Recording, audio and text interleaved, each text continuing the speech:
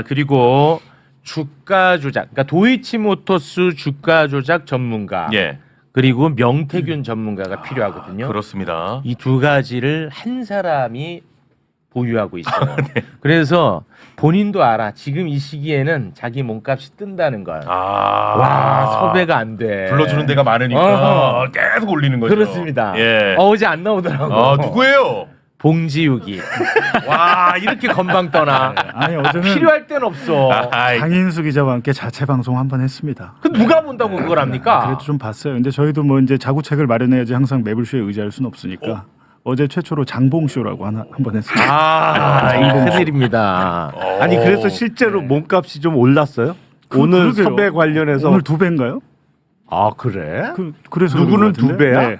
아니, 네, 오늘 하는 거 봐서. 이 엄중한 시기에 또 출연료. 좋았다. 야, 좋았어. 와, 지금 사법내란 중인데. 좋았어. 아니라 제가 매불쇼 때문에 제 방송에서도 안 했던 이 옛날 그 명태균 수사 기록을 다시 봤어요. 아, 대단히 고맙습니다. 네. 자, 그리고 또 역시 이 어제 그 특히나 이 명태균 관련한 부분이 어처구니 없는 판결이 많이 있었거든요. 네. 그래서 명태균 최고 전문가를 또 저희가 모셨습니다. 김규현 검사님, 박수로 모시겠습니다. 안녕하십니까. 주가 조작 초보자 김규현입니다. 초보자? 주식 초보자. 아, 주식 초보자. 뭔 얘기야? 제가 말해놓고 그래요. 부재 나왔다고 다 하려고 그러네. 그러면 해도 되겠네요. 이래 안 돼. 주가 조작 안 됩니다. 무죄 판결의 역효과네 이게. 맞아. 너도 맞아요. 나도 다 이제 주가 조작해도 되겠네 뭐 이런 그렇습니다. 생각이 드는 모양이네. 예. 그래서 제가 우리 사회 발목을 잡는 걸 맞습니다. 표현한 겁니다. 예. 자, 그러면 지금부터 하나하나 따져보도록 하겠습니다. 네. 김건희 특검은 김건희에 대해서 15년을 구형을 했거든요. 예. 자, 구형을 어떻게 한 것인지 그거 다시 한번 좀 보고 가겠습니다.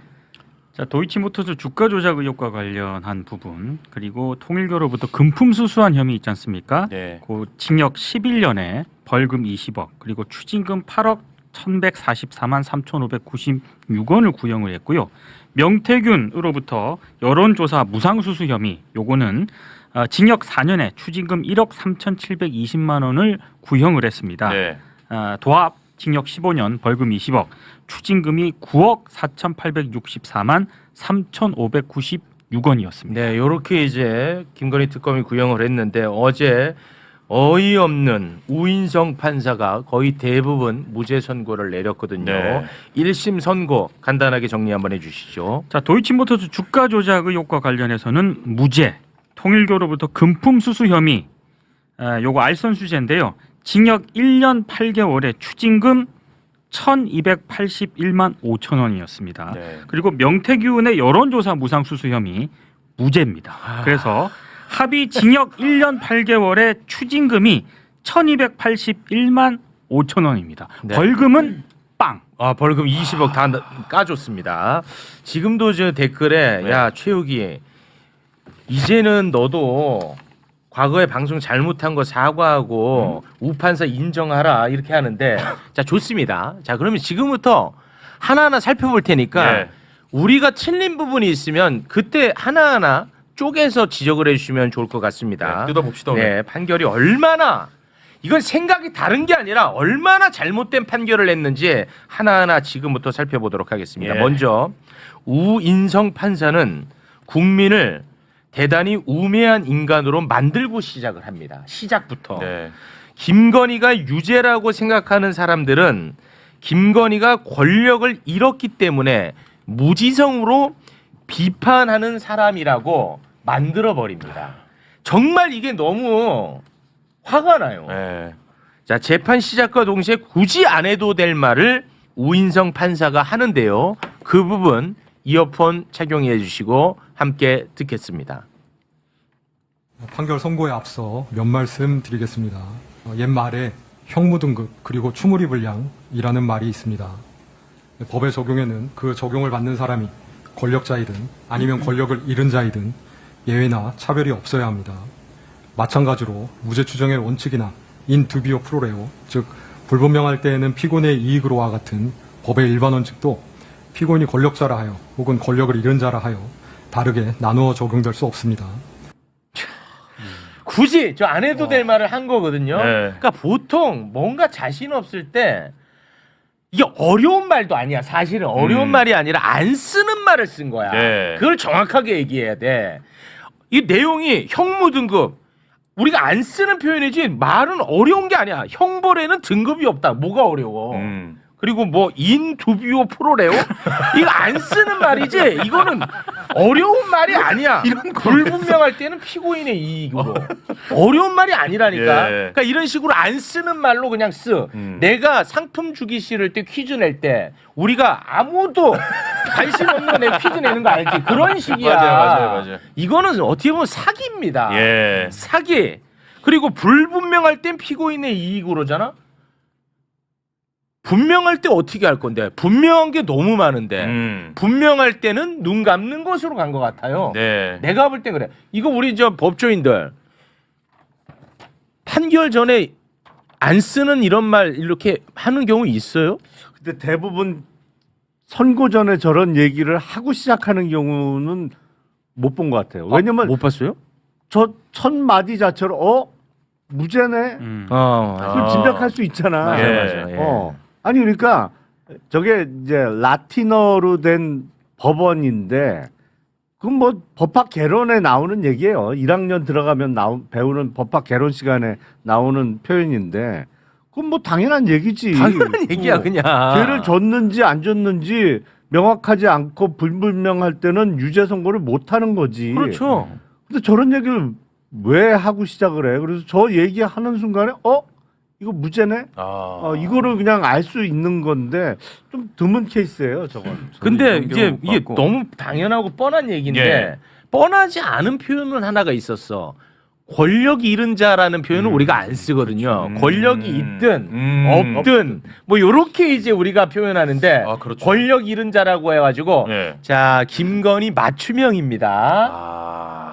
딱 저는 이런 경우는 거의 본 적이 없고 한 번 비슷한 거 본 적이 있어요. 네. 오히려 엄하게 할 경우. 엄하게 할 때. 다른 피고인들이랑 균형이 맞아야죠 하면서 구속시키고 시작하는 그런 건 한 번 봤어도 이런 식으로 봐주는 건 못 봤네. 예. 진짜 이 사람을 완전히 그러니까 국민들을 개 돼지로 보는 것 같아.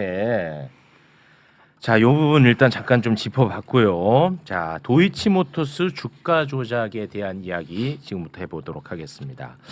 도이치모터스 주가 조작에 대한 우인성의 판단은 아주 단순했습니다.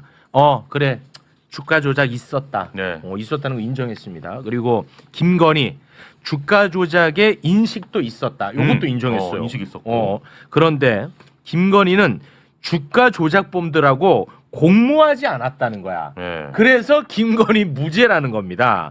그런데 지금 공모 관계가 아니라는 근거를 여러 가지를 댔어요. 예. 근데 그 중에 언론에서 별로 주목하지 않는 부분이 있어서 제가 그 부분만 좀 따로 떼왔는데요. 예를 들면 이런 거야. 10명이서 은행을 털어. 네. 그럼 10명이서 팀을 짜서 은행을 털면 10명은 공모 관계 있는 거잖아. 그렇죠. 그런데 그 중에 한 명이 예를 들어 김건희라고 해. 네. 은행을 터는데 한 명이 털어갖고 지가 턴 거를 지가 갖고 나가. 나머지는 털어갖고 해갖고 딱 해갖고 나눠 가져 돈을. 그럼 김건희는 공모 관계 아니라 무죄라는 거야. 거짓말 같지? 그렇게 어제 얘기를 했습니다. 그 공모지. 실제 10명이 들어가 은행에. 네. 김건희는 지가 턴 거 지가 갖고 나가. 나머지는 털어갖고 나눠 가졌어. 그래서 김건희는 공모관계가 아니라서 무죄. 진짜 그렇게 얘기했습니다. 함께 보겠습니다. 블랙펄은 2011년 1월 13일 피고인과 수익금을 정산하면서 피고인의 계좌에서 발생한 매매 차익만을 대상으로 수익을 정산하였는데 피고인과 블랙펄이 공모관계에 있었다면 피고인의 계좌에서 발생한 매매 차익만 계산할 것이 아니라 이 부분 공소 사실에서 시세 조종 세력이 시세 조종에 사용한 다른 계좌들 20여 개에서 발생한 매매 차익도 함께 고려하여 정산을 하였어야 할 것인데 그와 같은 형태로 정산이 이루어진 바 없습니다. 이러한 사정들 때문에 시세 조종 세력이 피고인을 공동정범으로 여기며 함께 범행을 수행하려는 의사가 있었다고 보이지 않습니다. 따라서 가사 피고인이 시세 조종 행위에 대한 인식이 있으면서 이를 용인하였다 하더라도 피고인에게 방조의 성립은 변론으로 하더라도 공동정범이 성립할 수는 없다고 보입니다. 이 미친 거 아닙니까? 최욱 씨 얘기 듣고 보니까 진짜 맞지? 심각하다. 와. 그러니까 뭐 말은 뭐 우리가 평소에 쓰지 않는 표현으로 네. 하니까 뭐 좀 못 알아듣는 것 같은데 내가 말한 거랑 다르지 아, 않다니까. 말대로 이게 가면은요. 모든 주가 조작 사건에서 전주를 처벌하려면 그 전주가 본을 100% 냈어야 돼요. 99%라도 됐으면 1% 줬는데 걔는 모르잖아 하면서 공범이 안 되는 거예요. 이제. 네. 네. 아 이게 말이 되냐? 이거를 내가 법조인을 와. 모시고 설명 듣는 것도 웃겨, 솔직히. 아니 검사님 이거는 아무리 검사님이 우리랑 생각 다르신 분이라도 이거는 아니잖아요. 생각이 뭘 달러? 달라. 나도 무죄가 좀 이상하다고 생각하는데. 와, 왜냐하면 이게 공범이 아니래. 김건희 피고인이 본인 입으로 증권회사 직원한테 얘기한 게 녹음된 파일이 있잖아요. 네. 이거 수익 40% 주기로 했다. 그러니까 맞습니다. 놀라잖아. 그렇게 네. 많이요? 아니 그러니까 주가 조작은 계좌 하나 갖고 못 하죠. 네. 그러니까 김건희 계좌만 갖고는 주가를 띄울 수가 없어요. 이제 주가 조작을 하기 위해서는 띄우는 거, 올리는 것도 중요하지만 떨어지지 않게 방어해야죠. 받치는 것도 중요하잖아요. 맞습니다. 그러니까 김건희 계좌 하나 갖고는 그게 안 돼. 근데 왜 김건희 계좌만 그 정산을 받아가냐? 거기서 들어간 돈이 많으니까 그렇지. 네. 거기서 난 수익도 많으니까. 네. 그리고 공동정범이 성립하지 않는다고 하면 이른바 7초 매매가 설명이 안 돼요. 아, 12시. 그러니까 그게 맞아요. 주가 조작의 공범 간에 메시지를 주고받잖아요. 그렇습니다. 8만 조 때려 주삼. 예. 그러니까 떨어주라고 전해주삼. 네. 그러니까 7초 후에 김건희가 직접 주문을 내잖아. 네. 3,300원에 8만 주 매도 주문을 직접 내잖아요. 그렇습니다. 아니 그게 공모지. 그렇죠. 그게 그러면 의사소통 없이 김건희가 우연히 그렇게 주문을 냈다는 말이 거예요? 안 되죠. 그게 설명이 안 되는 그게 거지. 공모지. 야, 난 진짜 이거를 지금 해석도 해야 돼? 야, 이걸 해석한다는 것도 나는 열받는다니까. 보통 이거는 그냥 법학과 가면 1학년 때 배우는 거거든요. 공모, 공동정범, 네. 방조범 이게. 공동정범은 그냥 쉽게 말하면 뭐 기능적 행위지배 이런 말 하는데 그냥 뭐냐면 분업적으로 어떤 역할을 분담하면 되는 거예요. 똑같이 하지 않아도 예를 들면 그렇지. 절도죄를 저지르는데 망 보는 애 따로 있고. 누군가는 들어가서 훔치지만 예. 그분은 그렇지. 망을 보잖아요. 그렇지. 망 본 사람은 자기가 직접 물건에 손도 안 댔어. 그렇지. 그래도 얘는 공동정범이야. 그렇지. 1학년에서 배워 이거는. 심지어는 그 망보기로 했던 애가 실제로 망을 안 봐도 공동정범이에요. 실제 사례인데 망보를 하다가 담배 피고 싶은데 이렇게 담배 피러 갔어 딴 데. 그 망을 안 봤어요. 그 사이에 범행이 끝나버렸어. 이래도 공동정범이라는 거예요. 그래. 망을 보기로 했으니까.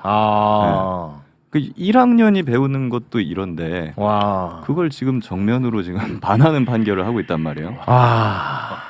그리고 대단한 판결이야. 저 부분은 도대체 이해가 안 되는데 무죄를 이제 얘기를 하면서 방조범은 변론으로 하고. 그러니까 지가 하더라고 봤을 때 그러잖아. 방조는 된다고 생각하는 그렇지. 거야. 예. 근데 그러니까 우리가 한덕수 피고인 사례에서 봤지만 처음에 그때 내란 특검에서 방조로 기소를 했어요. 예. 그렇습니다. 근데 재판하다가 이진관 재판부에서 이 공소장을 변경해라 예. 요청을 사실상 했죠. 네. 권유를 했죠. 네. 그러니까 주요 임무 종사자로 변경을 해라. 네. 근데 이것처럼 방조로 기소됐는데 그거보다 더 높은 형을 받을 수 있는 더 큰 범죄. 이게 내란의 공범이잖아. 주요 네. 임무 종사자는. 네. 그거를 유죄를 쓰려면 공소장 변경이 있어야 돼요. 네. 공소장 변경 없이는 작은 죄로 기소된 거를 큰 크게 죄로 할 수는 없어. 선고할 수 네네. 없어. 다만 음. 이것처럼 공동 정범으로 주가 조작의 공범으로 기소된 사건의 경우에 심리를 해보니까 공동 정범은 안 될 것 같고 방조는 돼. 그러면 공소장 변경 없어도 방조에 대해서 유죄 선고를 할 수 있어요. 그래요? 네. 실제 사례가 이거는- 있습니다. 진짜로? 네, 예전에 그 아, 여고생하고 여대생 둘이서 초등학생 납치해갖고 죽이는 사건이 있었어요. 아마 기억하실 거예요. 아파트에서. 한 명은 네, 맞아요. 죽여라 카톡 보내고 네. 한 명이 실제로 가서 죽였거든요. 네. 그때 죽여라 한 사람에 대해서 둘 다 살인죄 공동정범으로 기소가 됐는데 죽여라 한 친구는 직권으로 살인 방조죄가 인정이 됐어요. 공소장 변경 안 했는데. 안 했는데도. 이게 왜 그러냐면 물론 이게 대법원은 그렇게 얘기해. 판사들 책임지기 싫으니까 안 해도 재량이기 때문에 그 판사에게는 책임은 없다. 안 인정 안 해도 된다. 근데 그렇지만 단서를 달아나요. 그렇게 안 해가지고 처벌을 면케해 주는 것이 네. 현저히 정의와 형평에 반하는 경우에는 그렇지. 인정을 해야 된다. 아. 그러니까 이건 뭐냐면요. 그러니까 이 사람이 만약에 한덕수 재판을 했으면 한덕수 무죄 나온 거예요. 맞습니다. 지금. 네. 이렇게 현저히 정의와 형평에 반하잖아요. 그렇습니다. 주가 조작도 그런 것이고 네. 그렇다면은 공소장 변경 요구를 하든지 아니면 직권으로 축소 사실인 방조범을 인정을 했어야죠. 물론 이제 공동정범이 맞다고 저는 보지만. 그렇죠. 우리가 네. 한 1000번 양보하고 얘기를 하는 그렇죠, 거야. 그렇죠. 네. 방조범을 인정했어야 되는데, 그러니까 이 사람은 김건희를 봐줄 결심을 이미 한 거예요. 그렇지. 여기서 내가 이 한 마디라도 방조 얘기를 꺼내면은 공소장 변경 검사에서 해버릴 거 아니야. 조마조마했던 것 같아. 네. 하지 마라. 방조 얘기 하지 꺼내지 마라. 해놓고 그냥 진짜. 무죄. 와. 이렇게 되는 거죠. 나도 이 대목이 진짜 열받더라고. 그러니까 얘는 그러니까 우리가 5만 보 양보해서 이 우인성이가 봤을 때는 요거 김건희가 주가 조작 방조는 되는 것 같은 거야. 예. 근데 공소장은 공동정범으로 돼 있어. 그래서 혼자서 요 방조는 죄가 되는데 이 바보들 안 했구나. 그럼 나는 무죄할 건데 이러고 있어. 실제로. 그러고 나서 그 얘기를 또 합니다. 그러니까 예. 본인이 방조범으로는 되는 것 같다고 아까 봤지. 예, 맞습니다. 그것과 관련해서 이거는 나는 판단하지 않겠다는 얘기를 또 해요. 이게 얼마나 악의적으로 나쁩니까? 함께 보시겠습니다. 이 사건에서 방조의 성립 여부는 공방의 대상이 아니었기 때문에 방조의 성립 여부에 관하여는 더 나아가 판단하지 아니합니다. 와, 진짜 이거는 반드시 어떤 목적이 없고는 이렇게까지는 못합니다. 방조를 적용할 수 있었네요. 본인도 그렇게 판단하잖아. 실질 그리고 어제 보니까 일부 이제 뭐 큰 방송에 나오는 법률가 분들이 왜 안 했냐 이거. 그러니까 특검을 비판하죠. 그러니까 재판부를 그러니까 그죠 특검을 비판할 수도 있고 그러니까 왜 그 방조죄를 직권으로 인정하지 않았냐에 대해서 재판부 실드를 치는 분도 계시더라고요. 뭐라고 실드를 치냐면 실질적으로 그러니까 이런 걸 변경하려면 피고인의 방어권을 보장해야 되는데 실질적으로 피고인의 방어권 보장에 장애가 가지 않는 범위 내에서만 방조죄를 인정할 수 있게 되어 있다. 근데 이거를 그냥 직권으로 방조죄로 바로 인정을 해버리면 불이탈을 맞아가지고 방조범에 대해서도 내가 방어를 그러니까 변론을 했을 수 있는데 그 기회를 안 주고 했으니까 위법해가지고 이게 항소심 가면은 파기가 되고 뭐 이렇게 책 잡힐 수도 있으니까 재판부는 굉장히 좀 조심한 걸로 보입니다. 이렇게 얘기를 하는 분도 계시더라고요. 아 그래요? 근데요.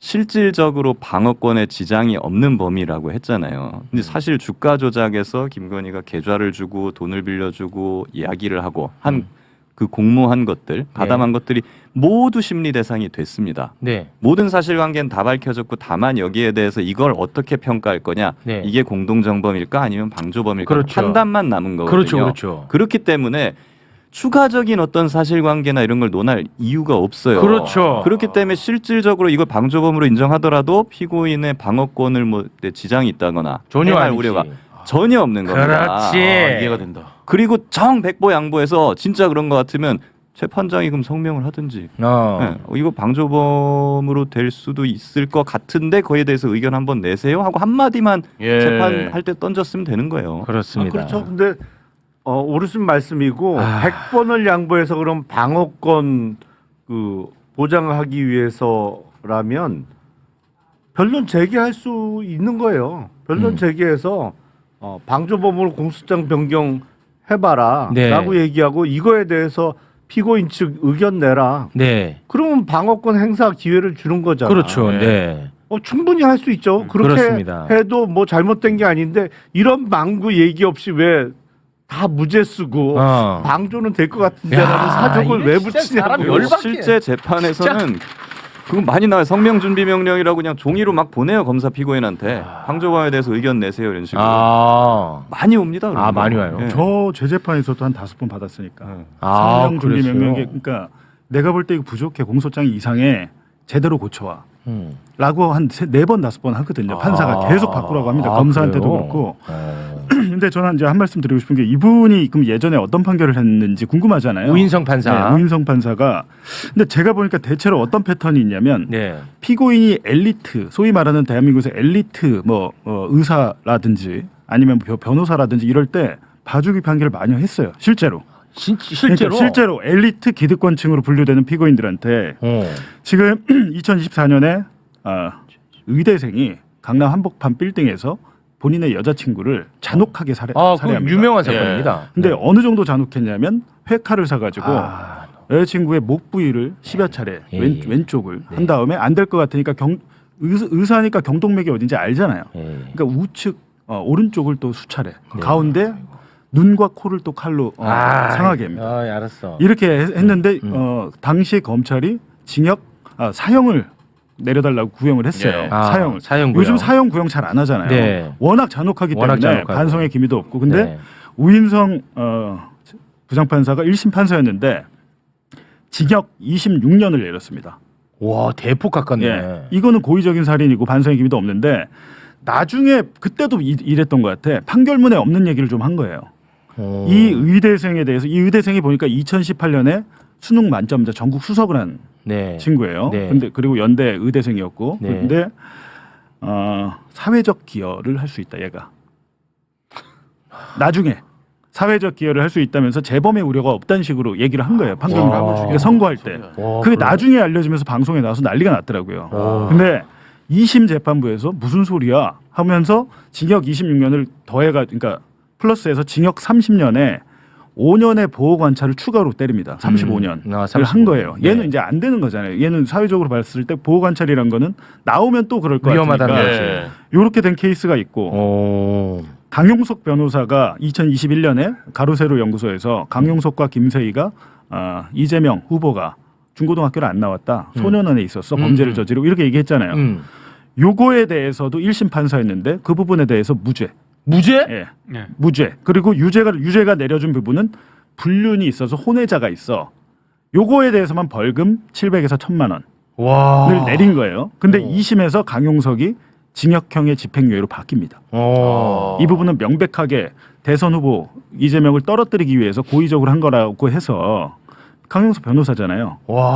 김세희는 벌금형 그대로 유지됐는데 2심에서도 1심에서 강용석만 징역형으로 벌금에서 징역형으로 업그레이드가 됐죠. 그리고 장영하 변호사라고 네. 조직폭력 박철민 성남 국제 마피아 걔가 감옥에 있으면서 장영하를 선임을 해가지고 언론 플레이를 했잖아요. 그래갖고 국민의힘 김용판 의원이 그때 당시도 2022년 1월경에 기자회견을 하죠. 조직폭력배가 이재명 측에 20억 원을 상납했다. 난리가 났었죠. 난리가 났었는데 이후에 이제 선거 끝나고 검찰이 장영하를 기소를 안 해요. 장영하를 그 조직폭력배 박철민만 기소를 해서 처벌을 받는데 나중에 민주당이 야 장영하를 왜 수사를 안 해? 라고 해가지고 법원이 결정합니다. 그걸 재정신청이라고. 검찰에서는 끝까지 기소 안 하려고 버텼던 거예요. 그래서 기소를 했는데 어렵게 했잖아요. 민주당이 해가지고. 근데 장영하가 1심에서 무죄를 받아요. 장영하 변호사도 박철민한테 속은 거야. 몰랐어 장영하는. 이렇게 하면서 장영하한테 무죄를 줘요. 그게 우인성 부장판사. 문제가 좀 근데 있네. 이 사건 또한 2심에서 아니야 장영하 너 다 알고 있었어. 징역형의 집행유예. 2심에서 바뀝니다. 그러니까 어제 이 판결도 항소심에서 많이 뒤집어질 것 같아요. 아니 그러니까 그거는 뭐 근데 그건 그런데 이 패턴을 보면 전형적인 엘리트 기득권층에 대해서 관대한 판결을 내리고 있는데 마찬가지로 윤석열 김건희도 대한민국 최고 권력자의 기득권층이잖아요. 그래서 저는 이렇게 했다고 보거든요. 그냥 머릿속에 이런 인식 자체가 있는 게 아닌가. 심각하네. 예전 판결들을 보면. 심지어는 권력을 잃었다고 더 봐준. 불쌍한 건 맞는데 엘리트는 아니잖아. 아니 그러니까 그 이제 대한민국 대통령 영부인이었으니까 그래서 뭐 엘리트만 봐준다기보다는 내가 볼 때는 어떤 정치적 성향이 있는 것 같은데. 그리고 사실 슬픈 얘기긴 한데 서초동에서 변론을 할 때 만약에 피고인이 학생이다 막 이러면은 대부분이 사실 얘 공부 잘합니다. 더 잘할 수 있습니다. 그걸 어필해요? 봐주십시오. 이렇게 어필 많이 하고요. 이렇게 어필하는 게 솔직히 효과가 좋아요. 효과 좋아. 솔직히 의뢰인을 위해서 저도 그렇게 많이 해요. 아니 근데 네. 그것도 정도 와, 문제지. 표창장 성적표 다 갖고 와요. 사시미 칼로 그렇게 사람을 난도질한 사람을 그러면 사회적 기여를 할 수 있다는 건 나중에 그러면 더 위험하지. 메스를 잡을 수도 있다는 그렇죠. 얘기야. 그러니까 더 위험하잖아. 그러니까 이거 자기 모순에 빠져버린다니까. 얘가 공부 잘해. 사회적으로 더 잘 나갈 거야. 그러면 더 나쁘게 그 칼을 쓸 거 아닙니까? 아니 그 손에 어떻게 메스를 지워줄 수가 있냐고. 사시미 칼로 그런 짓을 했는데. 저는 안 되는 개인적으로 거지. 이분이 12.3 내란에 대해서 어떻게 생각하는지도 한번 물어보고 싶어요. 그러네. 내란을 인정 안 할 수도 있겠어요. 그럴 것 이 같아요. 정도면 예. 정치적 성향성이 굉장히 다분합니다. 걱정되는 것이 이 사람이 지금 다른 재판 뭐 하고 있나 또 봐보니까 최혜병 사건, 수사 외압, 윤석열의 수사 외압 사건도 지금 이 재판부예요. 아 그래. 네, 매우 걱정이 됩니다. 그리고 알겠습니다. 통일교, 어. 조직적인 국민의힘 당원 가입, 그리고 쪼개기 후원금, 우인성 재판부에서 합니다. 통일교 정교 유착. 오케이, 알겠습니다. 그러면 저희가 또 다룰 게 많기 때문에 주가 조작 관련해서는 뭐 이 정도 선에서 저희가 또 마무리 짓게. 이 주가 조작 관련해서 털어준 이유를 보면 열받는 대목들이 진짜 많아. 특히 그 공소시효 관련해 갖고 사람 진짜 열받게 한다. 참고로 방송 전에 계속 화냈잖아요. 네, 그건 좀 이게 시간 관계상 그건 좀 넘어가도록 하겠습니다. 자, 명태균 정치자금법 위반 혐의에 대해서는 진짜 우인성은 무죄를 주려고 작정을 한 것처럼 보입니다. 이게 정말 심각한데요. 하나하나 쪼개서 살펴보도록 하겠습니다.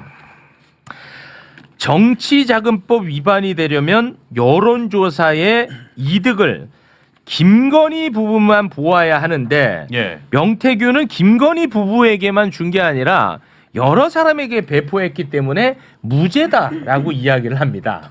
이 굉장히 웃기는 이야기야. 자, 그 장면, 이 진짜 웃기는 얘기입니다. 그 장면 영상으로 보겠습니다.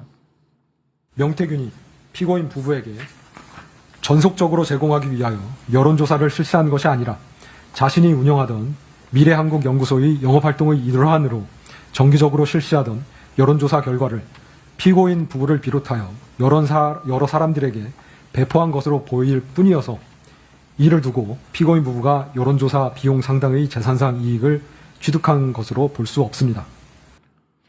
와, 이거는 진짜 정신 나간 소리로 들리는데 뭐냐?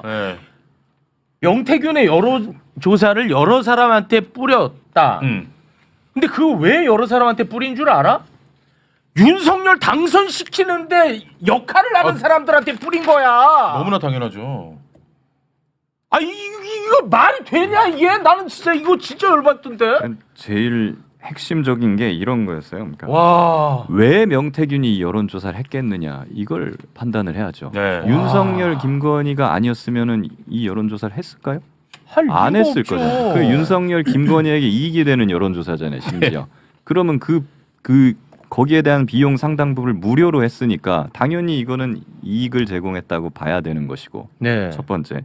그리고 김건희, 윤석열 부부에 전속적으로 제공하기 위해서 버린 게 아니라 여러 사람한테 뿌렸다고 했는데 그렇습니다. 사실은 김건희, 윤석열을 위해서는 여러 사람들한테 뿌려야 김건희, 윤석열한테 이익이 되는 거예요. 그렇습니다. 당연하죠. 다른 사람들한테 뿌려야지 윤석열이 이기고 있구나. 그렇지. 윤석열한테 붙어야지. 그렇지. 이렇게 생각하게 만들려고 뿌린 거 아닙니까? 이 인식도 그렇게 형성이 될 거 아닙니까? 근데 이걸 여러 사람한테 뿌렸으니까 이게 윤석열, 김건희를 위해서만 한 거라고 단정할 수 있다. 나 이거 진짜 미치겠다 이거는. 와. 거의 이건 명태균 장사하라고 열어준 건데 앞으로 이제 이런 식이면 지방선거 이제 출마하는 분들 다 명태균 씨한테 지금 전화하시면 돼요. 그렇다면 그 여러 사람이 누굴까가 궁금하지 않아요?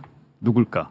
그 여러 사람이란 것은 김종인, 이준석 당 대표님, 지상욱 여의도 연구원장, 함성득 교수 이렇게 4명입니다.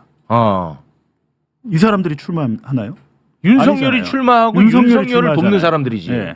근데 그 4명에 대한 거 진술이 어디서 나냐면 예를 들면 명태균이 김종인한테 보낸 카카오톡이나 여론조사 결과 보낸 카카오톡이나 물증은 없어요. 이거는 진술에 의한 거거든요. 진술에.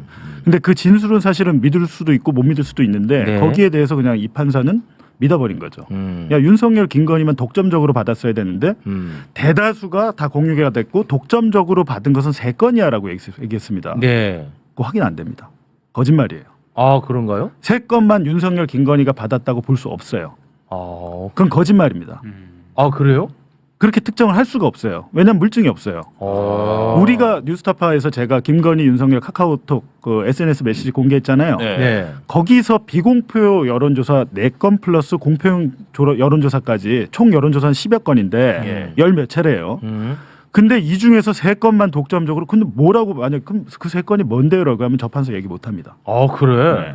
그러니까 저는 저걸 보면서 검찰 수사기록 특검에서 어느 정도 더인지는 모르겠지만 검찰 창원지검에서 어느 정도 수사가 거의 다 완성이 됐어요. 저건 특별히 더 수사를 안 했는데 저렇게 자신 있게 여러 사람에게 보냈다? 저건 물증 없어요. 근데 3건은 독점적으로 갔다? 확인 안 됩니다. 아 그래? 저런 부분이죠. 그러니까 사실관계 파악도 제대로 안 돼 있다는 거네. 여론조사가 2개로 좀 나눠볼 수가 있죠. 그러니까 국민의힘 내부 당내 경선이 이루어질 때 했던 여론조사. 그렇죠. 그때는 비공표, 공표가 의미가 없는 게 비공표가 더 크게 작용해. 비공표를 이렇게 도표로 만들어서 국민의힘 대선 후보가 윤석열 후보. 그러니까 그때 홍준표가 아닌 윤석열이 돼야 대선을 이긴다. 뭐 이거를 쫙 뿌렸던 거잖아요. 네. 사실은 쫙 뿌렸고. 그러니까 당연히 윤석열, 김건희 부부에게 전속적으로 갈 수가 없지. 그 뿌려야 되는데. 당연하죠. 이 사람 저 사람 여론을 형성할 거 아니야. 여론을 형성하는 거잖아. 그리고 이제 공천이 확정된 이후에 또 실시된 여론조사는 사실은 지금 언급한 그 사람들이 봤어요. 당연히 보지. 같은 편인데 그때 당시로는 그렇습니다. 캠프인데 힘을 합쳐야 되는데. 그리고 당시 당대표였던 이준석 의원이 지난 2022년 대선 하루 전에 무슨 발언을 하냐면 윤석열 후보가 이긴다. 네. 2자릿수 이상의 차이로 이긴다. 맞습니다. 라는 발언을 공개적으로 해요. 근데 결과는 전혀 그렇지 않았죠. 그렇습니다. 0.73% 차이밖에 안 났는데 10% 이상 이기는 여론조사 결과가 어디에 있었냐? 명태균 씨 여론조사 결과가 10% 이상 이기는 거로 나왔거든. 그러니까 거기서는 봤던 거야. 그 뭐 여론조사에 봐갖고 뭐 전략도 세우고 한 거지. 네. 아니 윤석열, 김건희 2사람만 보는 여론조사는 의미가 없지 오히려. 맞습니다. 야, 그러니까 특히 이제 진짜. 독점적으로 제공을 안 했다 그러는데 다른 여론조사는 다 빼고 대선 딱 9일 전에 3월 1일부터 3월 9일까지 명태균이 그때는 표본을 샘플을 5,000명까지 늘립니다. 응답자를. 돈이 많이 들어요. 그렇게 하면. 지금 우리 대부분 여론조사 1,000명에서 1,500명 사이잖아요. 근데 대선 면밀 조사라고 해서 9차례 정도 걸쳐서 하는데 그게 이재명을 위해서 한 건가요? 그리고 그 대선 여론조사 결과 보고서를 보면 봉황무늬를 양쪽으로 해가지고 축 당선 이렇게 써 있어요. 그리고 마지막 3월 8일에 했던 축 당선 그거 명태균 여론조사가 당시 캠프에 있었던 신용환 정책총괄지원실장 외장하드에서 나온 거예요. 나중에 보니까 이게 당연히 윤하고 윤석열하고 김건희한테도 갔겠지만 캠프로도 들어가서 활용이 됐다는 증거가 나온 거잖아요. 네. 그럼 이게 누구 뭐 이재명을 위해서 명태균이 한 건가요? 그 아니면 윤석열, 자기 자신을 위해서 명태균이? 윤석열입니다. 예. 예. 근데 독점적으로 제공된 게 3건이다? 어떻게 이런 얘기를 하지? 라는 의문이 드는 거죠. 심각합니다. 그 3건만 준 게 맞다고 치더라도 그 논리 중에 이게 있거든요. 아니 김건희가 부탁했어? 부탁하지 않았잖아. 네. 자발적으로 한 거잖아. 이러는데 근데 똑같은 논리로 근데 이 판사도 통일교 금품수수세에서 3번 수수한 것 중에 첫 번째는 청탁인 줄 몰랐어. 그래서 무죄. 예. 2번째, 3번째 정도 됐으면 청탁인 줄 알았으니까 이건 유죄야 이러잖아요. 예. 그 똑같은 논리를 적용해봐도 첫 번째 여론조사는 그게 정치자금인 줄 몰랐을 수 있어요. 계속 주면 2번, 3번, 4번. 그렇지. 그건 당연히 정치자금인 줄 알아야 그러네. 되는 거 아닙니까? 네, 자기 세계관 안에서도 충돌한다는 부분을 그렇죠. 설명해 주신 겁니다. 자, 여러분 더 가관은 또 남아 있습니다. 정치자금법 위반이 되려면 김건희와 명태균이 계약을 체결했어야 되는데 이게 맞지 이거. 계약서가 없으니까 이거는 문제가 없지 않느냐. 아니 왜 내 얘기가 틀려요? 하면서 또 근거를 또 제시하면 여러분 제 얘기가 이상합니까? 같은 시기에 여의도 연구원이랑은 계약서 체결했던데? 라고 자신의 주장을 뒷받침하는데 그게 사람을 더 열받게 합니다. 네 맞습니다. 이게 얼마나 말이 안 되는 건지 다시 한번 영상 보고 오겠습니다.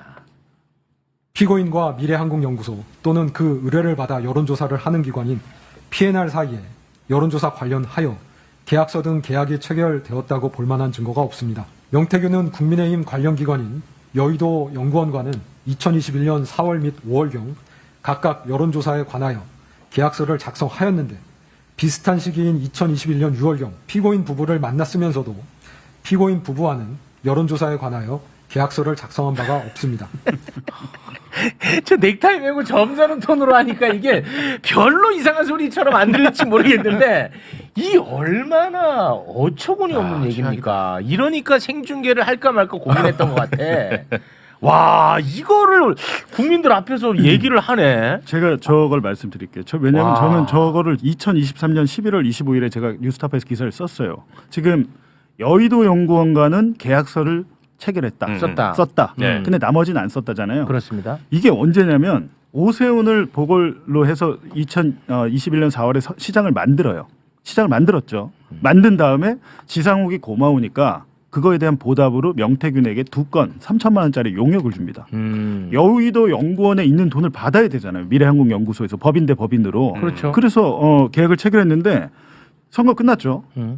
뭘 했냐면 문재인 그 용역 조사 내용이 문재인 정권의 총리와 장관의 인식 조사.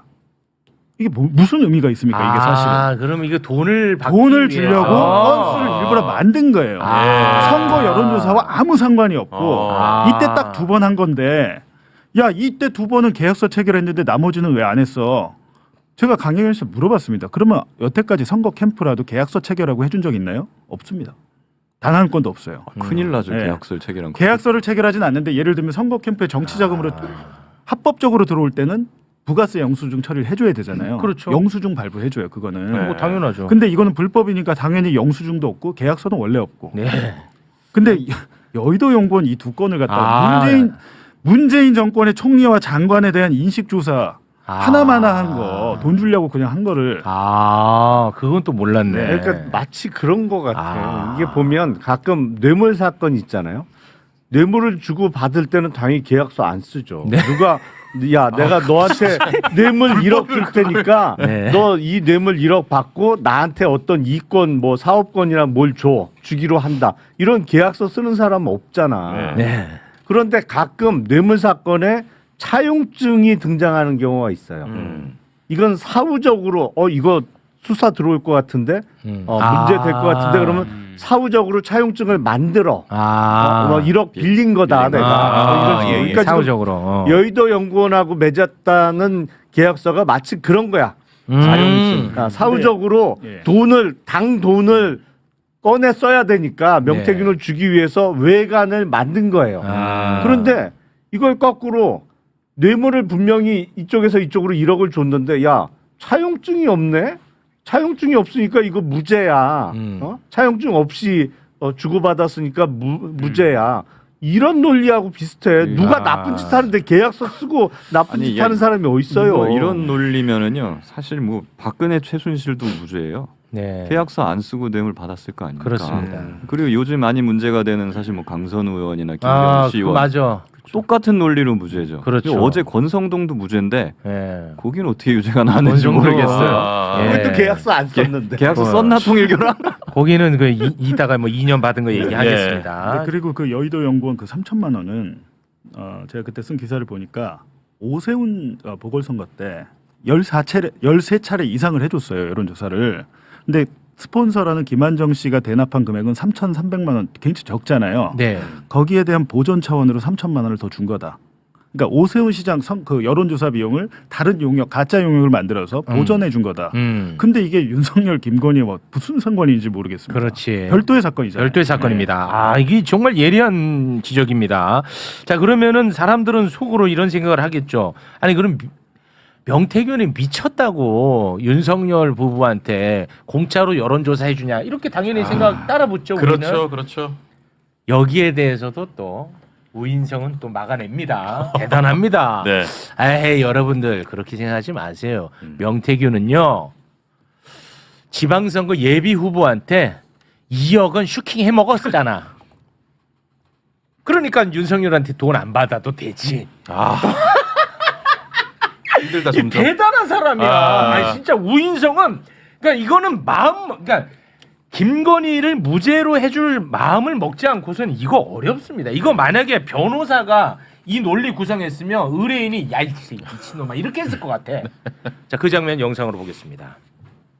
명태균은 스스로의 정치적 성향에 기인하여 영업을 위해 정치 판세를 읽고 분석하기 위해 자발적으로 여론조사를 실시할 동기도 있었던 것으로 보입니다. 이러한 분석을 토대로 피고인 부부에게 선거 관련한 상담 및 조언을 하면서 선거를 도운 것으로 보이는데 명태균이 피고인 부부에게 선거 관련한 상담 및 조언을 하였다고 하여 그것을 두고 여론조사 비용 상당액의 이익을 피고인 부부가 얻은 것으로 볼 수는 없습니다. 실제 이 사건 여론조사 비용은 지방자치단체 관련 선거에 출마하려는 예비 후보자들로부터 받은 2억 4천만 원가량 및 그 외 여론조사를 의뢰한 사람들로부터 받은 돈으로 이미 충당되었던 것으로 보입니다.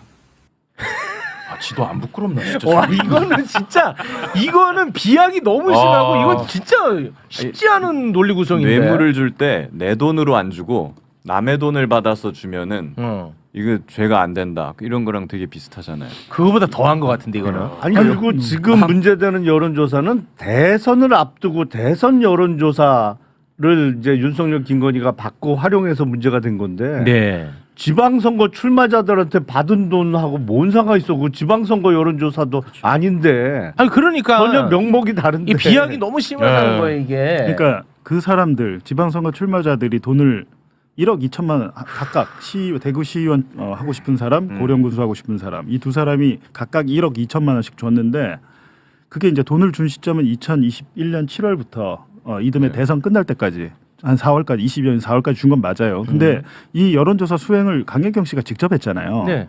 그 돈으로 한 겁니까라고 제가 물어봤어요. 일부 들어가 있지만 81차례를 그 돈으로는 할 수 없다. 전체 강혜경 씨가 뽑은 이 출납 그 청구서에는 3억 7,500만 원입니다. 81차례. 2억 4천만 원보다 훨씬 많죠 일단은. 검찰 이번에 특검이 구형할 때도 여론조사 비용을 2억 7천으로 1억 깎았어요. 2억 7천이어도 이 선거자들이 낸 것보다 많은데 저는 이게 말이 안 된다고 생각하는 게 남의 돈으로 하면 그게 범죄 아닌가? 내가 내 돈 내서 했으면 범죄가 안 되지만 네. 남이 대납했기 때문에 범죄가 되잖아요. 네. 오세훈도 그것 때문에 그런 거 아니에요? 스폰서가 그렇습니다. 대납했기 때문에. 김한정 씨 대납. 지금 이거를 무죄의 증거로 쓰고 있는 거잖아요. 이 말이 안 된다니까. 대납을 했으면 그게 유죄의 증거여야 되겠는데. 그렇죠. 어처구니가 없는. 아니, 말 나온 김에 요거 연결해서 보겠습니다. 자, 이렇게 되면은 강혜경 씨가 작성한 여론조사 비용 청구서가 해결이 안 돼요. 왜냐하면 이거 실물로 있거든. 이거는 여론조사 비용 그 파일 있잖아요. 그거 좀 올려줘 보세요. 이게 실물로 존재해. 예. 그리고 실제로 이거를 들고 윤석열 만나러 간다고 얘기를 합니다. 네. 명태균이. 그리고 실제로 우인성도 만났다는 것까지는 인정해. 윤석열하고 명태균이 만났던 건 또 인정합니다. 네. 그런데 실물도 있고. 근데 이거를 해결하기 쉽지 않잖아. 그러니까 이때는 뇌피설 굴려버립니다. 어떻게 감히 맞다. 당선인 신분한테 돈을 달라고 할 수 있겠냐. 그냥 뇌피설로 그냥 손 치고 넘어가 버려요. 심각해요. 이거는 진짜 대단합니다. 네. 그 장면 영상으로 보겠습니다. 2022년 3월경 엑셀 파일에 기재된 비용은 과도하게 계산되어 있습니다. 2022년 3월 9일 대통령 선거 이후 그달 하순경 명태균은 피고인을 만난 것으로 보이는데 막 대통령으로 당선된 사람의 배우자에게 허위 내용이 기재된 서류로 비용을 청구한다는 것은 납득하기 어렵습니다.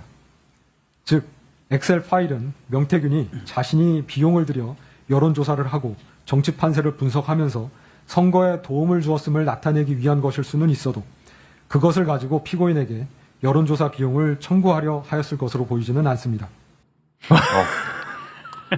이게 진짜 대단한 것 같아. 인성이 덜 된 것 같아요. 우인성 판사는 진짜 아니 대통령 만들어 가지고 내가 돈 받으려고 여론조사를 했는데 대통령 만들었더니 어떻게 대통령님한테 감히 돈을 달라고 해? 감히 당선인한테. 그럼 낙선하면 청구하냐?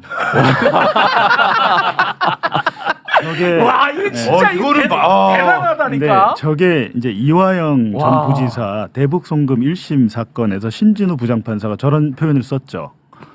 쌍방울 같은 중견 기업의 회장 김성태가 주가 조작을 굳이 할 이유가 없다.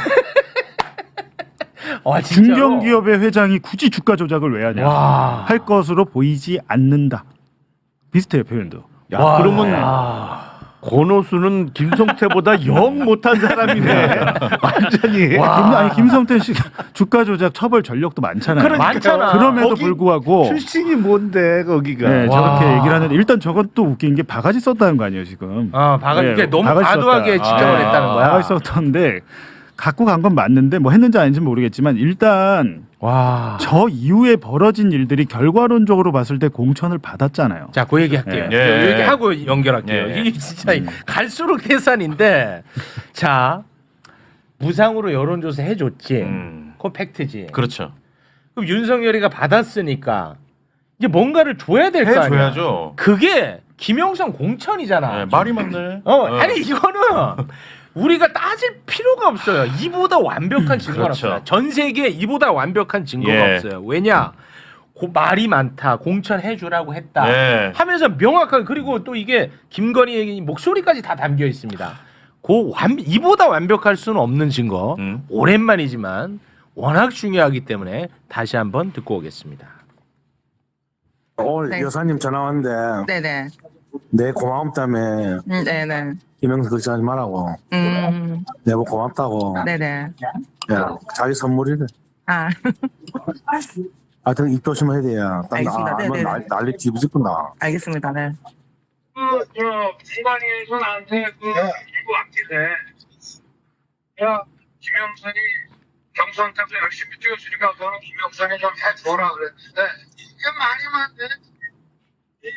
진짜 평생을 잊지 않겠습니다. 고맙습니다. 예, 사모님.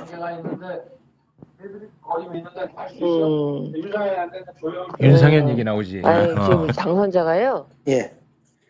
여보세요? 네네. 네, 당선인이 저기 지금 전화를 했는데 예. 하여튼 당선인 이름 팔지 말고 그냥 미르라고 했어요. 지금 전화해서. 아, 예, 고맙습니다. 당연하죠. 권성동하고 저기 윤한영이가 반대하더만 보니까 그렇죠? 예, 그럼 당선인이 뜻이라고 그렇게 해야 된다고 윤상현 아빠가 했는 것 같더라고요. 네네네. 그렇게 하다가 너무 걱정하지 마세요. 잘 될 거예요. 잘 될 거니까 예. 지켜보시죠 뭐. 예, 고맙습니다. 예, 잊지 않겠습니다, 제가. 네, 선생님. 예, 내일 가서 뵙겠습니다. 네, 예. 선생님. 예. 자, 그리고 실제로 공천됐고. 그러니까요. 이거는 진짜 완벽한 증거잖아. 이거는 제 아무리 날고 뛰는 우인성도 해결하기 어렵잖아. 어렵지. 요거는 어렵잖아. 빼박인데. 요거는 어렵잖아. 네. 요거 해냅니다. 요거 해냅니다. 우인성. 자, 요거를 어떻게 해내냐. 만약에 김건희 부부가 무상으로 여론조사를 받고 그 대가로 김영선에게 공천을 만약에 줬다면 왜 명태균이가 김건희, 윤석열 부부 말고 다른 루트를 통해서도 부탁을 했겠냐. 그러니까 공천 대가 아니지 라는 기적의 논리를 펴니다.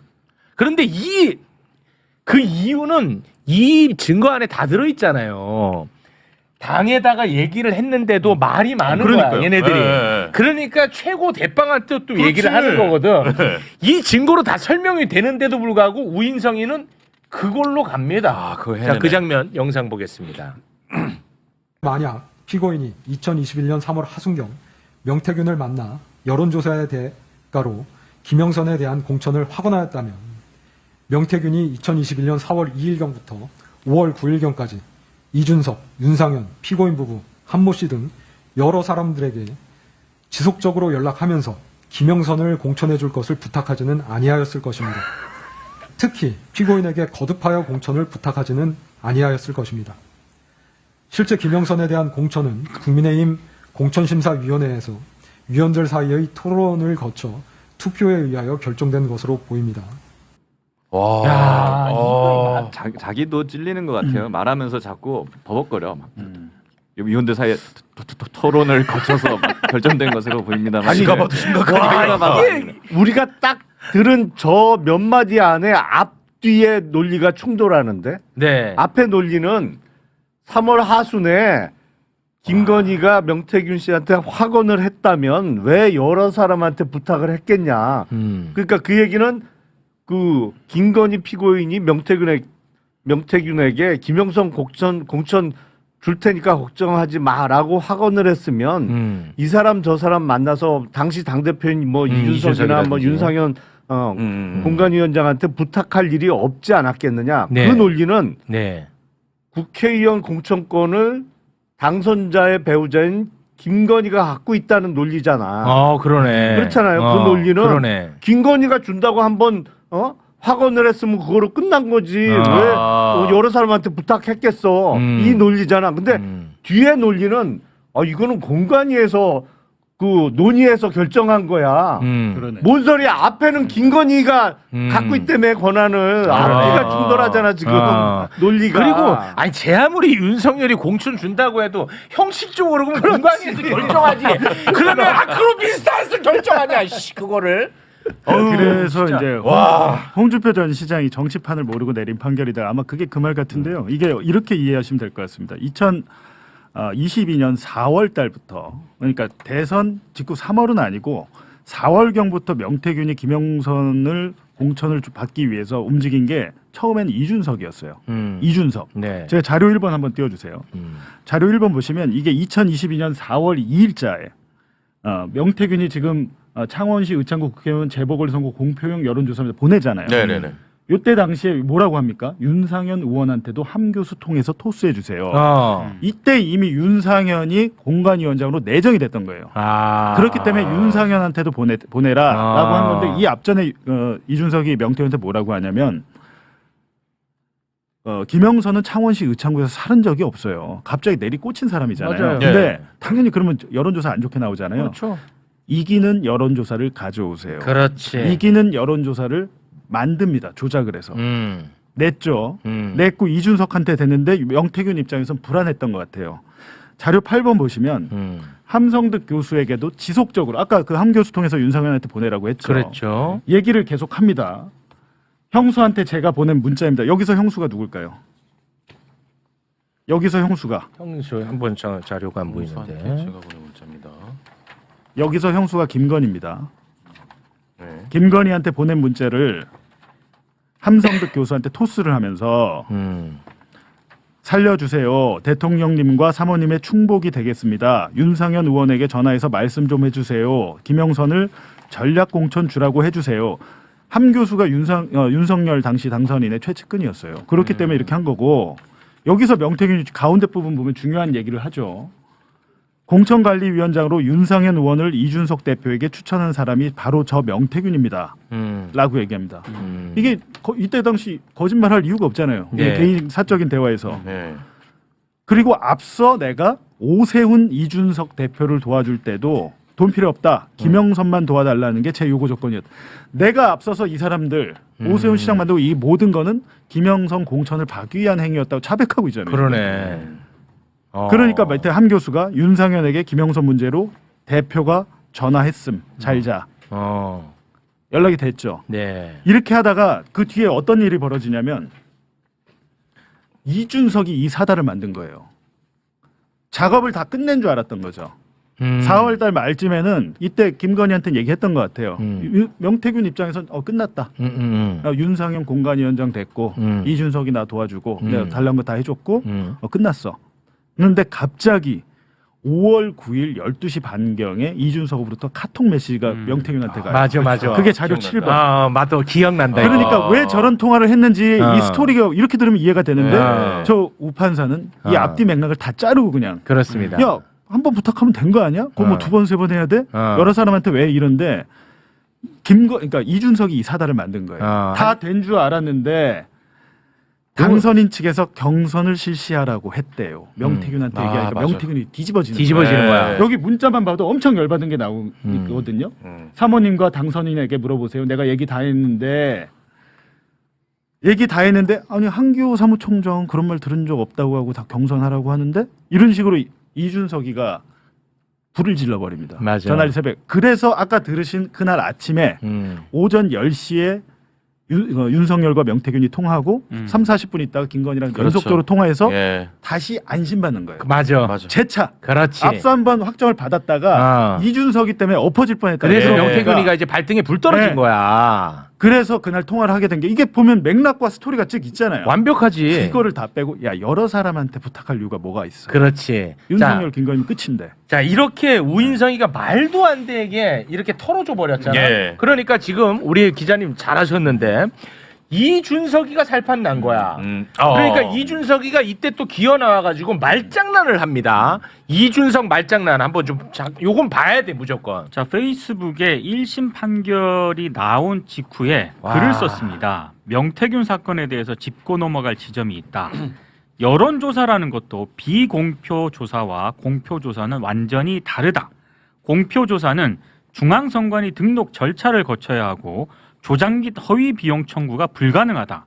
비공표 조사는 애초에 선거에 영향을 주는 공표 행위를 처벌하는 것이 공직선거법의 취지이기 때문에 처벌 근거가 없다. 이게 팩트인데도 우격 다짐으로 문제 있다고 몰아갔던 게 진보 진영의 일부 유튜버다. 이렇게 얘기를 하고요. 하나 더 있어요 지금. 빠밤빰. 너는 내가 일단 뭐야 또 하나 더 있는데. 자 친여 성향 유튜버들이 맨날 이준석 끝장났다. 드디어 이준석 끝났다로 조회수 장사를 하면서 조회수 장사. 작년 한 해 경찰에 뭐 15건, 검찰에 15건 자신들이 창작한 내용으로 수사에 들어갔지만 다 무혐의 받았어. 단 한 건도 기소도 안 됐고 이준석은 생생하다. 자, 그럼 내 정리할게. 자, 이준석이가 이 말장난이야. 예. 자, 일단은 우인성이가 얼마나 이상하게 털어줬는지가 핵심입니다. 예, 그거는 우리가 다뤘고. 그리고 비공표가 뭐가 그렇게 중요하냐. 선거에 영향을 안 끼친다. 뭐 이런 식이잖아. 네. 이준석 씨, 그러면 이 녹취 어떻게 해결하시려고 그러시나? 녹취 함께 들어보겠습니다. 여보세요. 그 우리 공표조사나 네. 그 저 이준석이가 공표조사나 네. 비공표라도 네. 그 누구야 그 저 김지수를 이기는 걸 가져와라. 네. 그러면 전략공천 줄게 이라는. 어떻게 하실라나? 그러니까 아니 지금 진보 유튜버를 잡을 게 아니라 명태균이를 잡어. 지금 이 통화 2020년 4월 2일자죠. 자료 1번 다시 보여주세요. 자료 1번. 4월 2일. 그날 보낸 거. 그날 보냈네. 네. 만들어서 보낸 거. 그렇죠. 이해되시죠? 만들어서 보낸 거야. 네. 그러니까 제가 볼 때는 비공표만 조작한 게 아니고 공표도 조작이 됐다고 검찰은 이미 의심하고 수사를 했어요. 와. 자, 그리고 이준석 씨. 비공표는 말이지요. 아까 뭐 비공표는 맞아요. 뭐 처벌 규정이 없다 막 이따 얘기했잖아. 자, 비공표는요. 내가 너한테 비공표로 의뢰를 해. 그래서 여론조사 기관이 여론조사를 해서 나한테만 딱 주면 이건 비공표가 맞습니다. 예. 그런데 윤석열이 의뢰자가 아니잖아. 쥐들 말대로라면. 그렇죠. 그러면 비공표를 윤석열한테 주는 순간 이거는 공표가 돼요. 그렇죠. 그러니까 그 자체가 공표가 된다니까. 네. 처벌돼.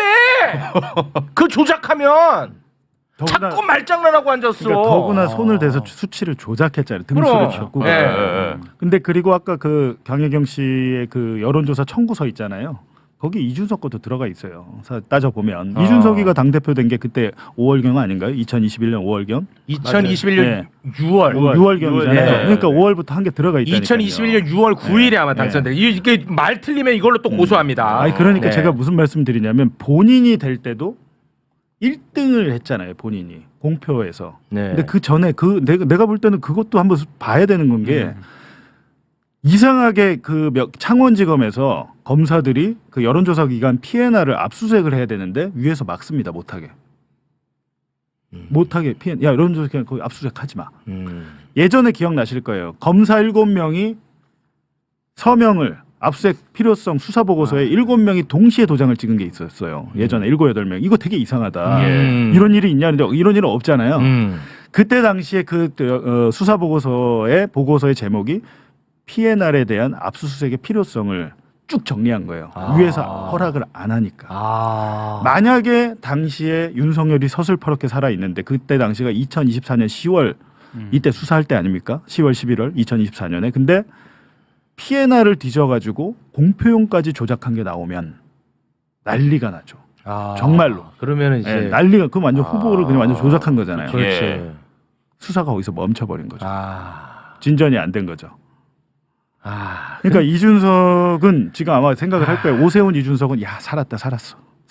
그럴 것 같아요. 그렇죠. 야 나 가만히 있었고 제가 나 준 거지 뭐 내가 달라고 한 것도 아닌데 최대 수혜자가 되는 거지. 근데 여기서 또 이때다 싶어서 말장난하고. 그렇죠. 매불쇼인지 아닌지 모르겠지만 좀 또 유튜버 아니 그 팩트로 부딪혀야지 왜 자꾸 말장난을 해? 아니 이렇게 얘기하니까 또 헷갈려요. 그러니까 이렇게 하자가 맞는 얘기 같아 이렇게 하면. 그러니까요. 그래서 나는 얘기하잖아. 이준석하고 한동훈이가 가장 위험하다고. 앞으로 화가 안 풀려. 고소당해.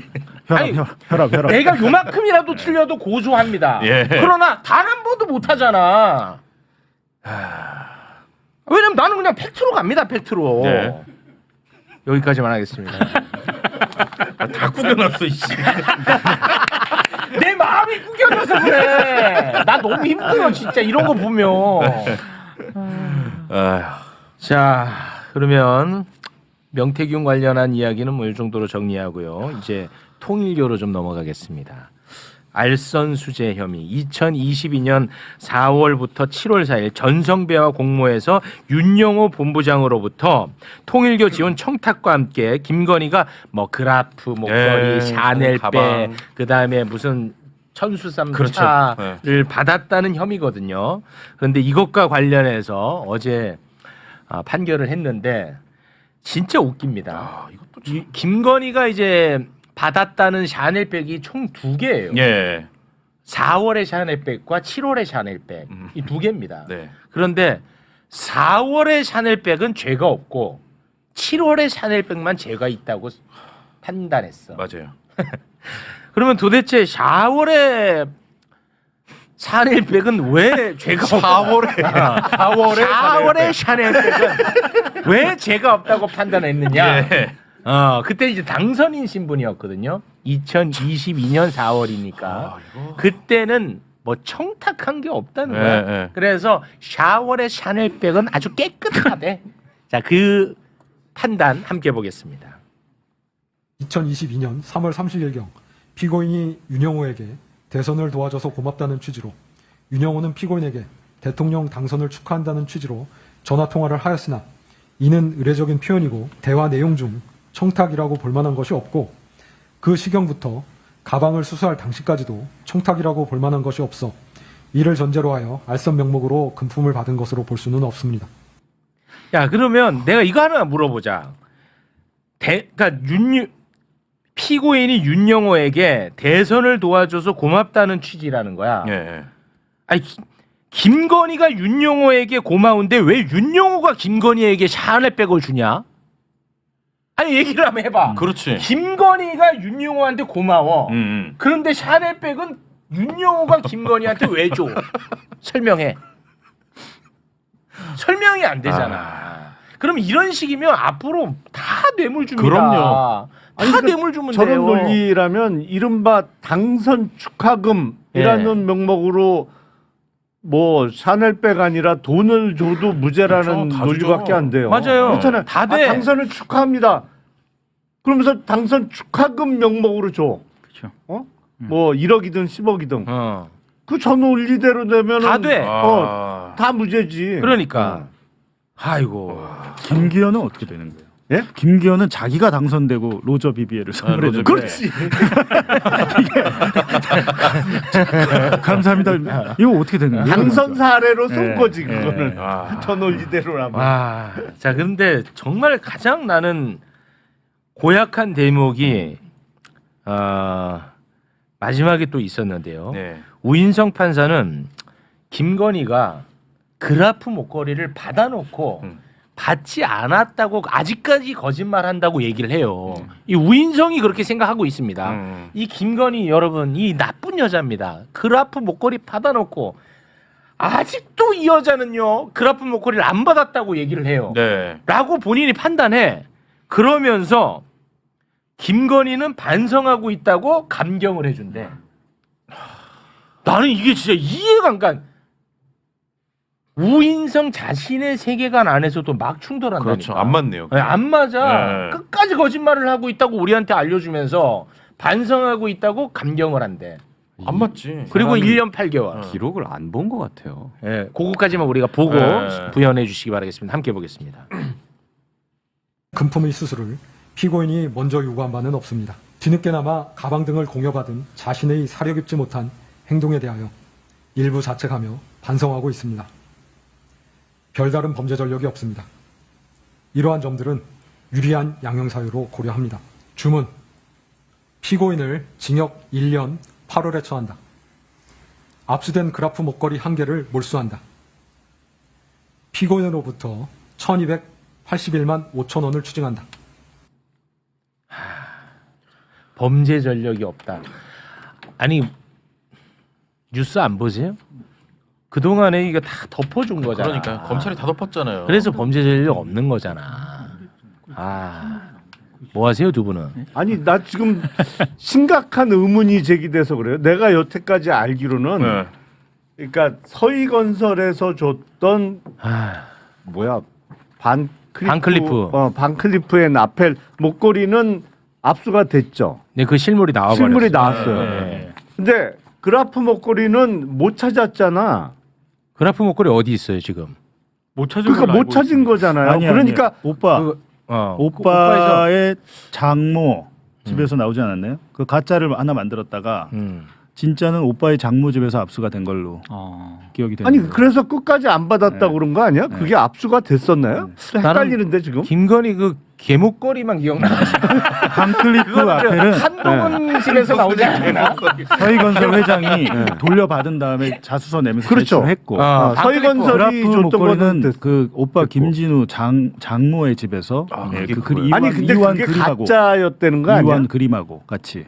그게 그 목걸이가 감정해보니까 저도 그 생각을 했거든요. 제가 잘 정확히 모르겠네요. 아니 그런데 원래 하면 지금 내 상식으로는 그라프 목걸이의 실물은 없는데. 진짜는 압수가 안 됐어요. 지금 그러면 혹시 가짜를 압수하고 그걸 진짜로 몰수했다 이 말씀이세요? 그러니까. 그거는 저희 잘 약간 확인을 좀 빨리 좀 확인 좀 부탁드릴게요. 네. 판결문 아무튼 김건희 개목걸이는 한동훈 집에서 지금 채워 발견돼갖고 오늘 제명됐습니다.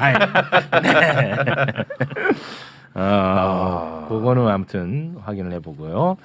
그거 그라프 목걸이는 나중에 전성배 씨 통해서 확보를 했다고. 확보했죠. 전성배 씨가 나중에 이제 나도 약간 그랬던 걸로 기억하거든. 목걸이도 여러 개를 받아갖고 헷갈려. 너무 많으니까 이게. 좋습니다. 자 그리고 이 마지막에 또 이게 장난질합니다. 네. 지금 엄청나게 말도 안 되는 솜방망이 처벌한 거잖아. 그런데 마치 우인성은 자기가 매우 엄격하고 매우 공정하게 선고를 한 것처럼 공정의 법복으로 자신을 또 치장을 합니다. 이게 진짜 꼴보기 싫었습니다. 네. 저는 개인적으로. 공정의 법복으로 치장하는 우인성의 모습 함께 보겠습니다. 피고인은 이러한 청탁과 결부되어 공여된 고가의 사치품을 뿌리치지 못하고 수수한 다음 이를 가지고 자신을 치장하는 데 급급하였습니다. 거미불로 화이불치라는 말처럼 굳이 값비싼 재물을 두르지 않더라도 검소하게 품위를 유지할 수 있습니다. 자신 없을 때는 거미불로 화해불치. 자신 없을 때는 거미불로 화해불치. 검소하지만 이 말이 어려운 것도 아니야. 네. 검소하지만 누추하지 않고 화려하지만 사치스럽지 않다야. 나는 우인성 판사. 화려하지만 언변이 화려해 보이잖아. 네. 누추하다. 화려하지만 누추하다. 제 거 받아가십시오. 네. 그 우인성 판사에 대해서 이제 언론들이 쭉 평가를 한 기사들이 굉장히 많아요. 언론이. 근데 아까 봉지욱 기자가 과거에 어떤 판결을 내렸다. 아까 들으면은 굉장히 문제성이 있는 판사지 않습니까? 그래 보이죠. 근데 제가 지금 재래식 언론들이 평가한 이 내용을 보면은 봉지욱 기자가 아까 설명한 거랑 제가 지금 소개해드린 거랑은 완전히 다른 사람으로 인식될 만큼. 진짜? 그러니까 지금 이 우판사에 대해서 지금 재래식 언론들은 보통 이런 기사가 많아요. 이를테면 2019년에 우수법관으로 지정이 됐다. 그리고 김건희 사건이 공판 진행을 하면서 성실함을 보여줬다.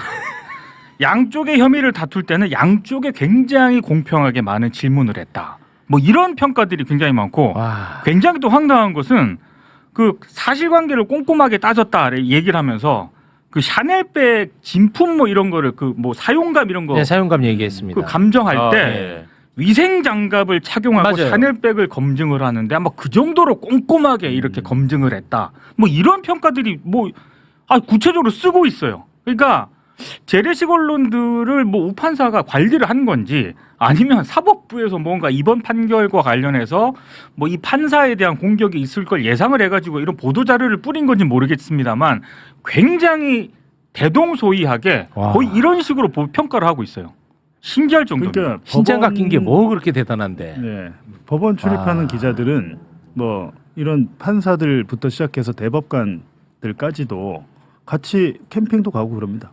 술도 먹고 몇 박 며칠 그냥 놀러도 가고 해외여행도 같이 가고 그렇기 때문에 이제 그런 친분에서 그런 기사가 나오는 거죠.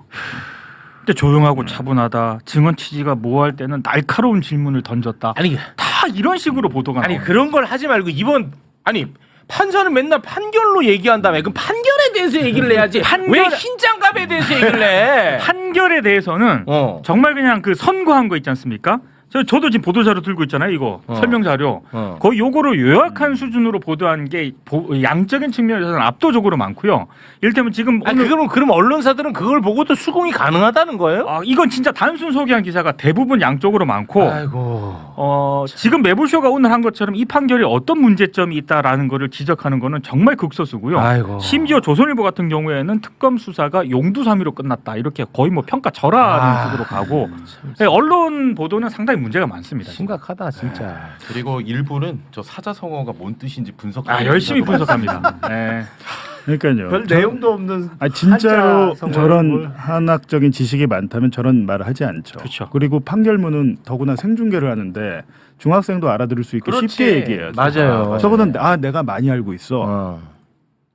내가 많이 알고 있어도 아닐 거야. 난 잘 모르지만 내가 많이 검색했어야. 사자성어를 하도 많이 써가지고 저도 찾아봤어요. 굉장히 그 연배가 오래된 사람인 줄 알았거든요. 나이가 어떻게 됩니까? 저보다 나이가 적습니다. 74년생. 74년생. 74년생. 네. 참 진짜 지금 이런 내용에 대해서 그러면 대한민국 언론들은 이게 수긍이 가능하냐는 거야. 그렇죠. 난 그 질문을 하고 싶어요. 일단은 그리고 저 말이 다 맞다 치더라도 100번 양보해서 양형이 이게 뭐냐고요. 그렇죠. 저는 원래 제가 예상을 했던 양형은 특검은 15년 구형했었잖아요. 그렇죠. 네. 제가 나눠본 거는 아마 주가 조작 7년, 명태균 거 4년, 통일교 거 4년 이렇게 7, 4, 4 합쳐서 아마 15. 요 정도일 것 같아요. 근데 결과적으로는 1년 8개월 나왔단 말이죠. 그렇습니다. 통일교 것만 원래 2년이었는데 그 첫 번째 돈 받은 거 그거 이제 무죄로 하니까는 아마 한 4개월 더 깎은 것 같아요. 그래서 4월에 1년 8개월 한 것 같은데 말을 할 때 권력이 있든지 없든지 간에 유무죄를 판단할 때는 그게 맞아요. 권력이 있는 사람이든 없는 사람이든 유죄 무죄를 나눌 때는 똑같이 놓고 죄가 있나 없나를 봐야겠지. 근데 일단 유죄로 판단된 다음에 양형을 얼마로 할 거냐 우리가 이걸 따질 때는 권력이 있는 사람과 권력이 없는 사람은 다르게 해야 되는 겁니다. 맞다. 권력이 있는 사람은 훨씬 더 엄격하게 처벌을 해야 되는 거죠. 거기다 갖다 대고 무슨 권력이 있든 없든 똑같이 해야 되는 말이 안 되는 거지 않습니까? 그리고 너무 낮잖아요. 이거 자체가 도대체 제가 묻고 싶은 게 이게 1년 8개월이면 도대체 뭔 짓을 더 해야 아마 3년 4년씩 나오는 거냐 이걸 묻고 싶은 거예요. 표창장 위조하면 일반적으로요 우리가 표창장 위조하면 일반적으로 우리가 뭐 구청이나 그런 공공기관의 뭐 청소 용역, 조경 용역 이런 거 따줄 테니까 나한테 돈 줘 하고 돈 받아 먹는 사람들 브로커들이 있어요. 한 3, 4천만 원씩 받아간단 말이에요. 3, 4천만 원 받고 막 징역 2년 3년씩 살아요 그 사람들. 김건희는 기계적으로만 따져봐도 지금 유죄 인정된 부분만 한 7천 몇백만 원 받은 겁니다. 어떻게 1년 8개월이 나오죠 이게? 그러니까 100번 양보하고 이게 맞다고 하더라도 양형이 굉장히 적다는 거죠. 공공기관의 청소 입찰 용역 브로커들도 2년 3년이 나오는데 3천만 원, 4천만 원. 기계적으로만 따져보면은 그럼 김건희는 그 기준에만 맞춰도 한 최소한 4, 5년은 나와야 되는 거 아니에요? 네? 거기다가 플러스로 이 사람 권력자니까 더 많이 나왔어야 되는 거죠. 제가 2021년인가 코로나 때 일감을 잃은 그 일용직 노동자들이 절도를 많이 했습니다. 실제로 절도율이 좀 높아졌었어요 그때. 근데 기억하실지 모르겠는데 구운 달걀 16개를 고시원에서 살면서 구운 달걀 16개를 셀프로 계산하라고 먹어야 되는데 그냥 먹은 거예요. 배가 너무 고파서. 그때 당시 그분이 징역 2년 나오게 생겼던 거예요. 1심 선고가 내려지기 직전에 제가 그걸 알아서 야 이게 말이 되냐. 물론 이분이 예전에도 절도 전과가 있기 때문에 누범으로 특가법이 적용이 돼가지고 징역 2년에 감경해도 징역 1년이라고 하더라고요. 구운 달걀 16개 먹어도 징역 1년씩 살아요. 지금. 아니 이게 그 윤석열도 이 명태균 게이트 재판 받잖아요. 그렇습니다. 이 결과가 영향을 미칠 거예요. 왜냐하면 이거를 제출했거든요. 그 재판부에다가. 근데 저는 그렇지 않을 것 같아요. 이진관 부장판사는 전혀 다르게 해석할 것 같습니다. 근데 이진관 판사는 전 믿지만 이진관 판사가 이 재판을 참고한다고 그랬어요. 아니 창원지법에서 내리는 명태균은 창원지법에서 하니까 거기서도 이것과 다르게 나올 것 같습니다. 그 이진관 부장판사는 기존의 그 12.12 같은 내란 판례는 참고할 수 없다 하면서 그렇습니다. 이제 중형을 했듯이 우인성의 판결은 참고할 수 없다 막 이렇게 할 걸로 저는 예상이 됩니다. 아유, 그러면 너무 감사하죠. 알겠습니다. 자, 그리고 권성동에 대한 선고도 있었고 윤영호에 대한 선고도 있었는데 그거는 아주 약식으로 좀 소개 부탁드리겠습니다. 권성동은 대선 지원 대가 불법 정치자금 수수 혐의를 받았는데요. 특검은 징역 4년, 추징금 1억을 선고를 했는데 1심 선고는 징역 2년, 추징금 1억입니다. 근데 여기서 재미있는 게 죄명이 명확한데도 불구하고 권성동은 공소 사실을 부인하고 반성의 기미가 없어 비난 가능성이 높다. 또 우인성 판사가 또 이 부분 권성동에 대해서는 이렇게 또 지적을 하네요. 이거 같은 판사거든요. 그렇죠? 우인성이 한 겁니다. 근데 우인성이 봤을 때는 김건희보다는 권성동이 더 나쁜 놈이라는 겁니다. 실제로 징역 2년 나왔고요. 김건희는 1년 8개월 나왔습니다. 이야, 대단합니다. 대단한. 이건 좀 억울하게 대단해. 내가 권성동 편들 거라고 상상도 못했다. 자, 그리고 윤영호. 자, 윤영호는 정치자금법 위반 혐의. 구형은 징역 2년을 구형을 했는데요. 1심 선고는 징역 8개월 나왔고요. 그리고 횡령, 청탁금지법 위반, 증거인멸 관련해서 특검이 징역 2년 구형을 했는데 1심 선고는 횡령하고 청탁금지법 위반은 6개월을 선고를 했고 증거인멸은 공소 기각을 했습니다. 그래서 1년 2개월이 선고가 1년 됐습니다. 2개월 선고됐습니다. 알겠습니다. 자, 시간 관계상 두 분과는 여기서 좀 인사를 나누도록 하겠습니다. 오늘 뭐 두 분 너무 잘 모셨던 것 같습니다. 오늘 아주 진짜 최고의 분석이었습니다. 권성동 씨한테 한마디만 한마디 하셔야죠. 저를 뭐 제보 공작원으로 몰아붙이면서 막 한 12번 인터뷰를 하셨어요. 권성동 씨가 기자회견을. 근데 뭐 지금 자기는 돈을 받은 적도 없다고 저렇게 뻔뻔하게 나오는데 원래 이재명 대통령이나 이런 민주당에 대해서 이재명 부패 범죄 수계 인면수심 소름 끼치게 뻔뻔하다라고 했던 사람이 권성동이거든요. 어떻게 지금 저렇게 가면을 쓰고 아직도 자기 혐의를 부인하면서 저럴 수가 있는지. 진짜 이 사람이야말로 정치판에서 완전히 사라져야 될 사람이 아닌 사람이다. 지금 현직이잖아요. 예, 맞습니다. 국회의원입니다. 지금 이렇게 되면 세비 계속 나가죠. 돈 받고 있습니다. 지급되죠. 이게 얼마나 황당합니까? 때까지 제명해야 되는 거 아닌가 저는 그렇게 생각합니다. 알겠습니다. 근데 우리 김규현 변호사랑 같이 방송해가지고 김규현 변호사 때문에 내가 2건이나 지금 입건됐어. 많이 화를 걱정하지 내셨어요. 너무 걱정하지 많이 마세요. 화를 내더라고. 너 뭐야 너? 누가 나 죽이라고 누가 보냈어? 너랑 해갖고 내가 지금 2건 그 입건됐어. 나는 근데 입건된 것도 기사 보고 알았어. 저도 알아. 기사 보고 알았어요. 이 뭐야 이거? 가만히 놔두면 알아서 각하됩니다. 아니 그런 거 봐서 공작원 맞는 것 같은데. 그 이종호 그때 그 사진 그 공개 이종호 사진? 이종호 측근 사진 공개 관련해 입건됐다고 기사 보고 내가 알았네. 너랑 나 둘이. 끝나고 한번 잠깐 매매. 자기 얘기네 자기. 근데 이거 진짜 이거는 진짜 우리 대한민국 법조인, 대한민국 국회의원, 정치인, 그리고 대한민국 국민들이 관심을 가져야 되는 게 뭐냐면 진짜 누가 봐도 아무 건도 안 되는 거를 고소고발합니다. 예. 그러면은 나는 시간 낭비하고 변호사비가 그렇죠. 들어가요. 네. 내가 그때 언제 한번 매부쇼에서 이거 심각하다. 당해보면 알 거다. 네. 내가 엄청나게 비용이 많이 발생한다라고 했는데 그때 여기 내 누구라고 말 안 할게요. 변호사님이 나왔는데 나를 반박을 딱 했어요. 현장에서. 아니 그래가지고 이기면은 그 소송 비용 보상 받잖아요. 딱 그러더라고. 근데 내가 싸우자고 모신 건 아니니까 아이 뭐 이러고 말았는데 예. 제가 그거 말 나온 김에 그거 말씀드릴게요. 만약에 내가 해갖고 내가 죄가 없어가지고 내가 만약에 해서 뭐 민사에서 내가 이겼어. 그러면 소송 비용을 줍니다. 예. 근데 그 소송 비용을 변호사가 갖고 가. 그렇죠. 그렇게 계약을 해 변호사들이. 그래요? 그래서 나는 이기든 지든 뭐 무승부든 뭐든 나는 돈 무조건 나가. 그래요? 저랑 아니 계약하시죠. 그건 계약하기 나름이에요. 계약하기 나름인데 그렇게 계약해주는 변호사 없어. 저랑 계약하시죠. 제가 가지고. 자객하고 뭐야 이거 뭐 더 의심되네. 영업도 뛰네. 아니 이거 근데 심각하다니까. 그러니까 유죄로 만들려고. 경우에는 패소한 사람이 상대방 소송 비용을 물어주는데 그것도 네. 이제 뭐 실제로 든 비용을 다 물어주는 건 그렇죠. 아니고 네. 계산하는 공식 범위 내에서만 물어주는데. 근데 그 예를 들어서 계약에 다 들어가 있다니까. 아니 근데 형사 고소를 당한 경우에는 이게 불구속으로 진행된 거는 나중에 무혐의 받더라도 그건 뭐 보상 안 되고. 특별하게 예. 보상받을 그건 안 길이 되고. 없어요. 예. 그거는 나는 아무 죄 없어갖고 무죄 받아갖고 내 돈 다 나갔는데도 나는 기뻐해야 돼.